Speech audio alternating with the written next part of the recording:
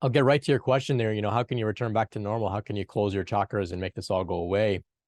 Um, the genie's been, it's been released from the lamp, right? The volcano's erupted. So now we have to see this process through. It's similarly to, a young person going through puberty. They can say, I don't want this. I want to turn back. But this is part of the evolution of your consciousness, of your soul. And so this is the trajectory that life is moving. Difficult, yes, difficult. But rather than trying to shut it down or go backwards, we can learn how to cooperate with the process and move forward. So you mentioned grounding. Um, Grounding is important to bring energetic balance across the entire system. Sometimes grounding is spoken about as if it's to like completely turn this process off. I like to say, no, grounding is just bring energetic balance across the entire system to allow this process to carry itself out without being so challenging and so difficult. Um, so what you can do is just bring some awareness to your body. You mentioned, neck pain, third eye, vertigo. There's a lot of stuff going on in the head. So you can balance it out by bringing some attention to your body, the chakras in your body, which extend all the way down to the soles of your feet. There's chakras throughout the entire body.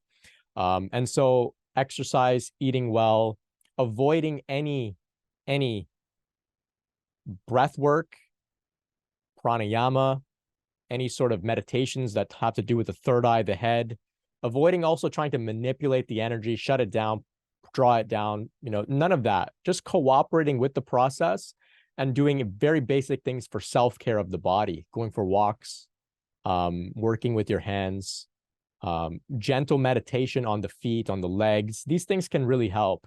But for the most part, what really help is understanding that this is now what you have to deal with in your life and adapting around this. So it means, yes, maybe you didn't ask for it, but I think many people here would agree that there are great blessings. We just had David on speaking about, feeling incredible bliss in his body. We can have bliss on a regular basis if we continue through this process. We can experience, like you said, those expanded states of consciousness, deep love. We can heal. We can become, aligned with our purpose. Union with the divine, union with God. We can really know God directly. And so this is really what God is trying to awaken in you, to give you these experiences. And so collaborating with the process, cooperating with it, understanding that, yes, you didn't ask for it, but this is what is happening now. And so what can you do to cooperate with it? Surrendering as well. If you like to pray, if you have a personal relationship with God, give it all up to God. Say, this is what you want from me. Okay, show me the way. I'm listening. Inspire me, bring me the right tools. But the idea of shutting it down is not going to help in the long term.